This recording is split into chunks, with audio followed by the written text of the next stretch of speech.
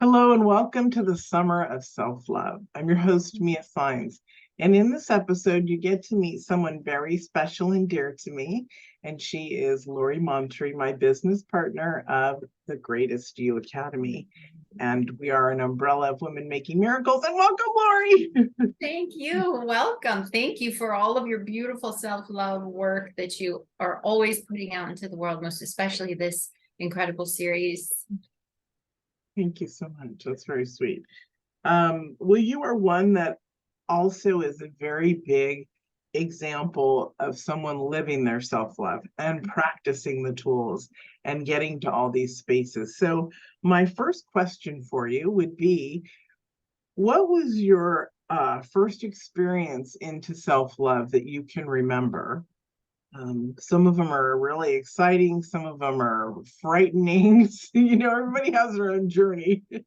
Yeah, for sure.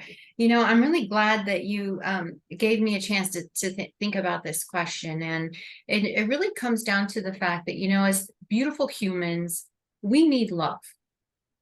And we will find ways to get it, right? And sometimes those ways are amazing and supportive, and sometimes those ways are not so amazing and supportive. And I know for myself, I think my first act of self-love was turning to food to help me deal with and cope with a very traumatic childhood. Food became the way that I could regulate myself, could feel okay for a few moments. And, I hated that about myself. I hated it. I hated it that I did that. It was something that followed me for decades and decades. So, and I had such a tumultuous relationship with food and with the act of comforting myself with food. But as I look back, having now on the other side of the journey for decades, it feels so obvious that was truly an act of self-love. And so I say that because when I bring this up with the people that I work with to help them overcome emotional eating, a lot of times they're like, oh, wow, I never thought of it that way. I never realized that it was an act of self-love, but it really is. And so I say that for anybody who struggles with, turning to anything outside of themselves, whether it is food, whether it's alcohol, or, and that doesn't have to be that it's this huge problem, but you notice, like, I'm turning to this substance or this activity in order to help myself, in order to give myself some kind of nourishing experience. And when we can understand it from that perspective, I think it becomes easier to really look at it and say, okay, it's not a bad thing. I'm not a bad person, right, for doing this. But how is it working for me? Do I like the result? Or maybe there's a higher act of self-love that I could step into. And with that reframing, I find that it's usually much easier to work with the self and to find those, higher and higher levels of self-love that really do serve both in the moment and later on too. Yeah. And it's funny because since we're business partners and we talk and share things, just like this work that we're doing right now, the Summer of Self-Love and all that, you were the only person that got the opportunity to think about it.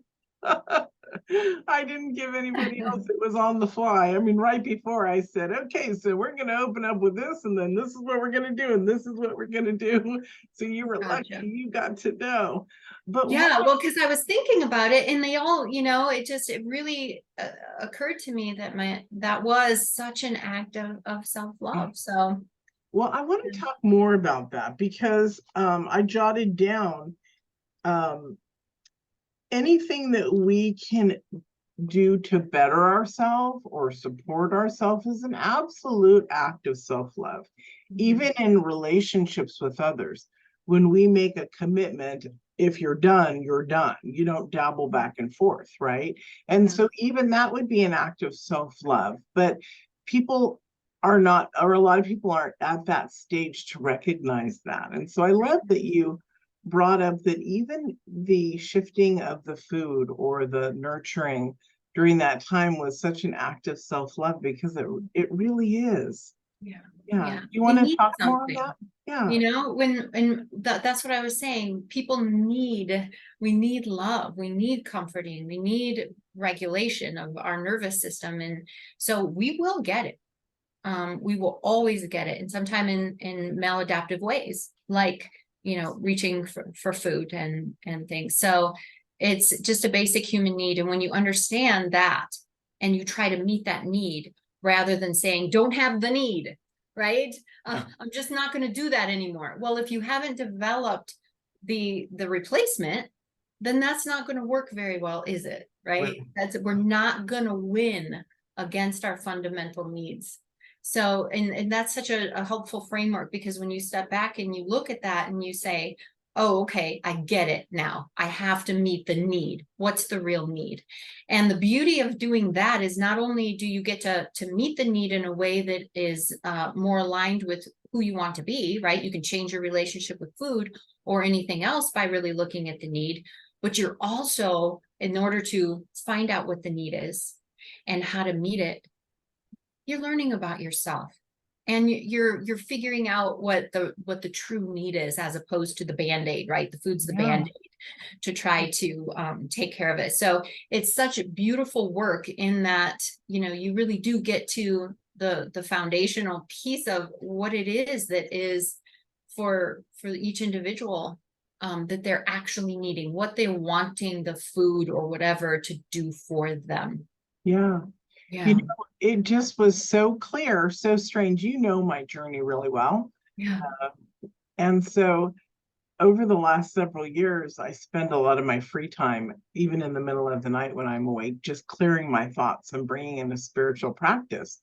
Well, that's not just a spiritual practice. I just had my epiphany. That's a huge form for me of self-love, right? 100%. Yeah.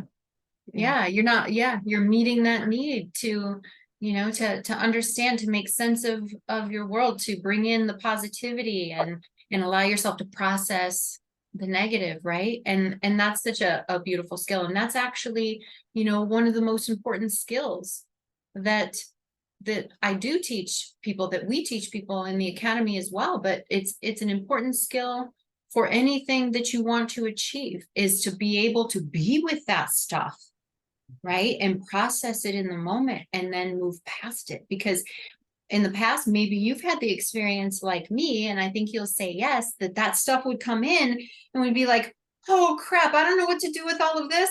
Shove down, shove down, shove down, right?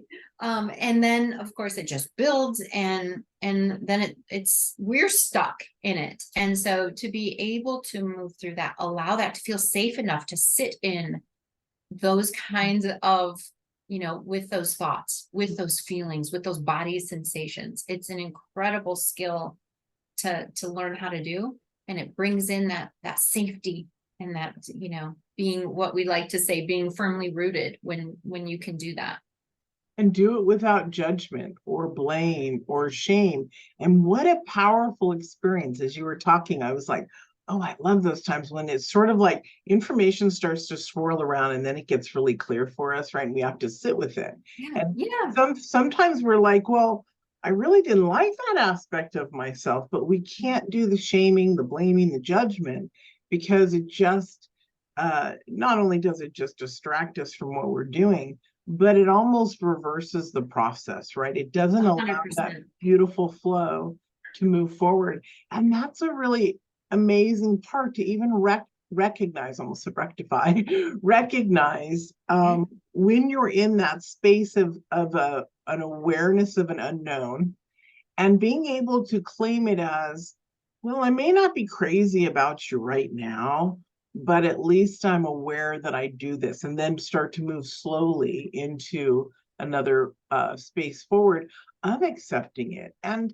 whether you like a certain behavior or a way that you acted before, you may end up laughing about it. You may end up liking it. You may end up still not liking it. It doesn't matter. But what does matter is the fact that you're opening to it, to claim it, and to bring that in. That's really absolutely wonderful. And if what you're saying is so important, and that's why we always encourage people, like, we're just scientists, right? Collecting data. Just like a scientist doesn't grow something in the petri dish and be like, oh, that's a bad thing that it's science. It's like, oh, okay, look at that. Isn't that interesting? I wonder what led to that. I wonder what happens if I do this? Will the result that I'm after, So when we can approach it in that non-judgmental way and just collect data, we can say, oh, that I don't like that because it doesn't feel like me. That doesn't seem authentic. So I'm gonna, I get to look at that, try on something else and say, oh, how does this suit me? Do I like this better? And we can stay out of the judgment. We don't go into the shame spiral, right? That just shuts us down and it kind of prevents us from looking at it. Who would want to look at that if it brings all the shame? So we just say, never mind, I'm just going to pretend like it's not there. Right. But if we could put on our lab coats and go in and just be curious and be willing to experiment a little bit. The whole world is, our oyster. And something else really important that you said in that, and I had both of these things, and I thought to myself, better say this one first, because the other one, it's not. You're bringing it back. Remind me what you said. You said, when we can look at it. When we can look at it, whether we accept it or not, to begin to embrace it, even if we're not happy with it, we'll learn to. Got it. You did it for me. Thank you. So we're saying, we can recognize too that a lot of times our behavior was not only made sense, it was brilliant. Right? Most of my clients that I work with emotional eating, we've been doing this forever. We started as children. So think about how brilliant that is. You've got, traumas, big T, little t, like experiences that you can't deal with as a kid. What's available to a kid? Nothing. But we have that need that we talked about in the very beginning. We have that need. So we got to figure out something. So the food not only made perfect sense, but it was really brilliant to navigate, to get through life, to get through those times. And when we can appreciate, oh, that's just me doing something really brilliant. It doesn't mean I have to keep doing it because maybe it doesn't suit me and work for me now. But we can look back at it and say, that was a really brilliant thing that my survival system did for me. Yeah. Wow. Yeah. And we become heroes instead of losers. Right. I love that. You and I love to always give a little assignments because we are teachers and we are researchers, and this stuff does matter. Yeah, it does. So as you were talking, I wrote down that the audience, you guys should take 5-10 minutes for yourself. It doesn't have to be today or in this moment, but this is an important assignment. And that is to write down how you are supporting yourself now and recognize one, where you were before and where you are now, and then 2, look at so there's an A and a B or a 1 and a 2. The second part, look at those hard places in your life. It could be a conversation with somebody, it could be a business thing, and look and see, 1, how you could change the uncomfortableness or the hard situation, and how you are actually coming from love or self-love to do so. Because really in our everyday life, when we're having these struggles, that's where our major shifts come if we allow ourselves to open up to looking at them, to witnessing them, to say thank you, I'm still mad at you concept, but I understand you a little more. Yeah. That's the beauty, right? It doesn't have to look pretty. It has to get you to the place of a love space or an accepting space. Or even if you don't like it, you can understand it and it doesn't injure you. So beautiful. Yeah, absolutely. That's a good assignment. And then you guys can write us too. We'll respond by email.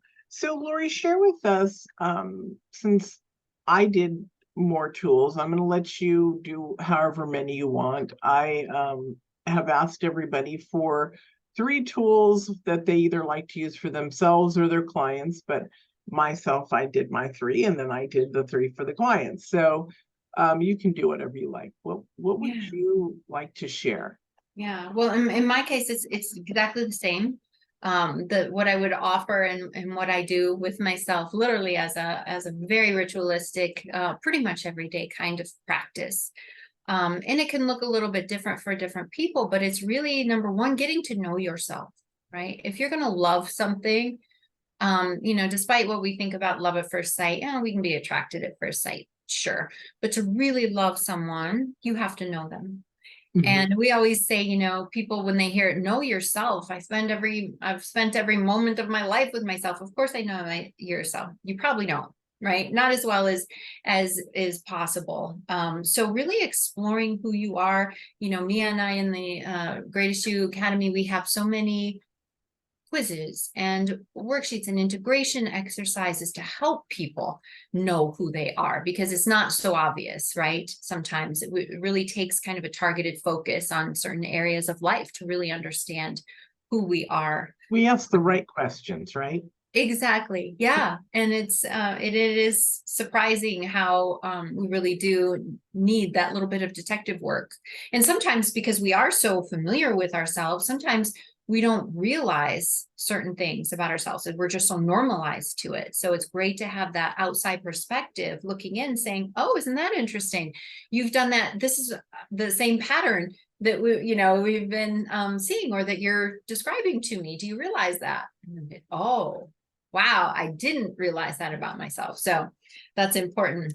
And in knowing yourself, really understanding, we had a talk, it was fairly close in time to the airing of this interview, and it was about really knowing your gifts and who you are as an expression of love and beauty in the world. And so knowing that is so important. That's your anchor, right? That's the place you can act from, your uniqueness, your magnificence, as we were talking about it in class.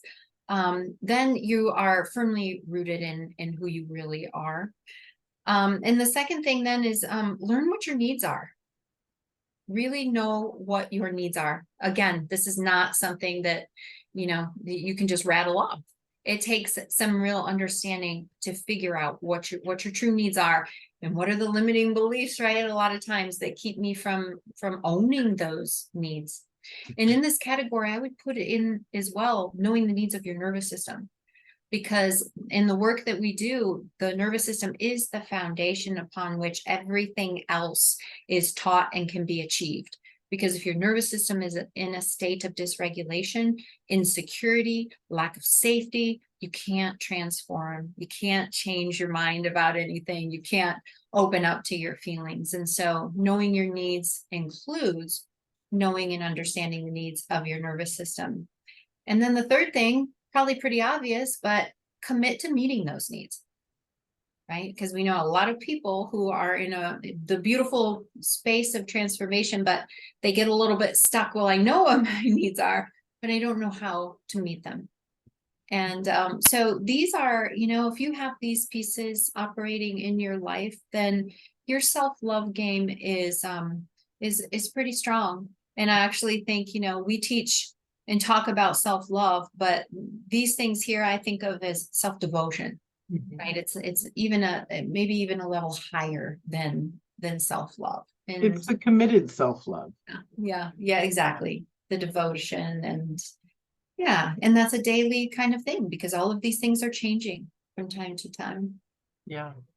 What's really beautiful is we have a couple of books coming out of this, out of Lori's and my business, this next, up till the year and into the next year. And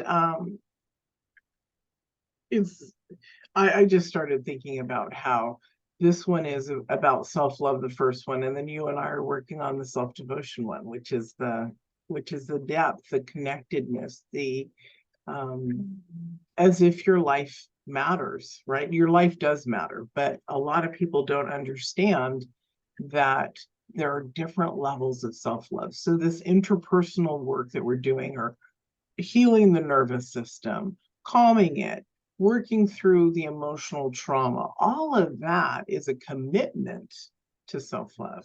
It's a commitment to you. So it is really in the hands of self-love too. So don't think that self-love is just the little flighty tools that are out there. It's the depth because you're deep. And so, yeah, I it's love really that. beautiful. Yeah, So absolutely. true. That's really lovely. So, what else would you like to share with us before we're heading to wrap this up, because we're already at that time? So, what else would you like to share with us, either about the freedom from emotional eating, which is your signature program, Yeah. and or nervous system work, or together? Mhm. Yeah, I just, for anybody who struggles with, and this can be a relationship with food. It could be other habits or patterns, addictions, all kinds of things. Maybe that's even addiction to people pleasing, Mhm. right? It can be literally anything that we notice that we're doing kind of automatically and we're not able to really stop ourselves, even though later we look back and say, why did I do that again? So whatever it is in your life, right, that you may feel like, why did I do that again?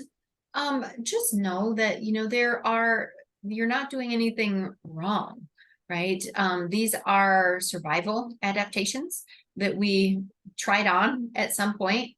They brought a result that was better than what we were dealing with. And so our habituated brain, caught on to that. And because we're efficiency loving creatures, the brain got really attached to that behavior, and now you may feel like there's nothing you can do to stop those old patterns. And I just want everyone to know that no matter who you are, no matter how long you've tried to overcome this challenge, no matter how, what you think about yourself and your ability to overcome it, please know that there is a very helpful, powerful process, a roadmap that you can follow to get yourself out of that situation. In the Greatest You Academy, we help people deal with all kinds of old patterns and limiting beliefs and emotional